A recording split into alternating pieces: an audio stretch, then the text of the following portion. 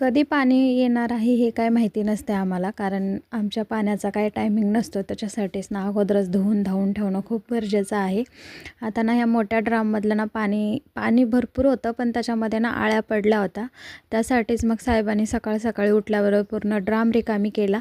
नंतर ना त्यांचा टाईम झाला होता म्हणून ते पुसून घ्यायचं राहिलं. ते बोलले मला, आता तू पुसून घे, माझा टाईम झाला आहे.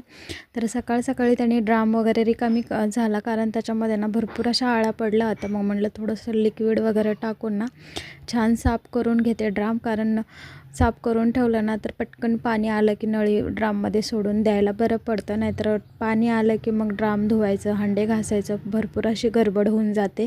त्यासाठीच ना मग अगोदरच ड्राम वगैरे धुवून घेतला स्वच्छ. थोडंसं ते महानगरपालिकेचं मिळतं ना लिक्विड, तर ते लिक्विड होतं घरामध्ये, ते टाकून पुसून उन्हाला ठेवले ड्राम. आणि मग नंतर ना म्हटलं फ्रेश वगैरे झाले, छान सगळे कामं वगैरे आवरले होते. दादूला स्कूलमधून घेऊन वगैरे आले जाऊन. त्यानंतर वरी टेरेसवर बसून जेवण करत होतो, कारण घरामध्ये ना खूप थंड पडलं होतं वातावरण. इतकी थंडी चालू आहे ना, इतकी थंडी वाजत होती. त्याच्यामुळं म्हटलं चला वरी गच्चीवर जाऊन आपण मस्त जेवण करू उन्हामध्ये बसून.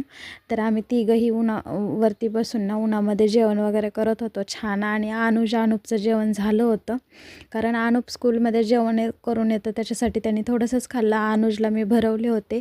मग नंतर आई आज लवकर आल्या होत्या, मग आई पण वरतीच येऊन बसल्या. मग आईला चहा करून दिला, आई दळण काढून बसल्या होत्या.